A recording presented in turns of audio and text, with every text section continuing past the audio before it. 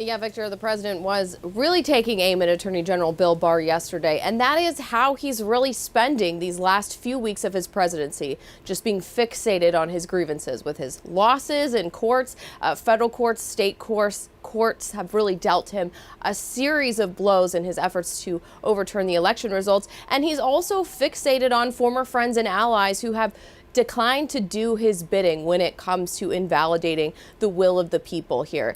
One of the targets of his ire was, as you mentioned, Georgia Governor Brian Kemp, who the president has gone after repeatedly, including yesterday before he headed out to the Army-Navy game, for not working harder to overturn the results in Georgia, a state that President-elect Joe Biden narrowly won.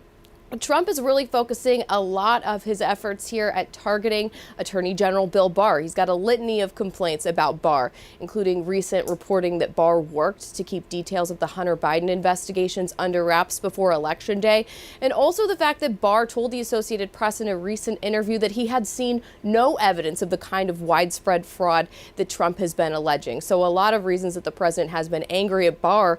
And in fact, CNN is told that in a meeting on Friday, the president raised the prospect privately of firing Barr, and as we know, he's been publicly going after his attorney general. But a source tells our colleague Jamie Gangel that Barr is really not intimidated by the president's broadsides here. In fact, that source says that Barr regards the president's words as just the rantings of a deposed king.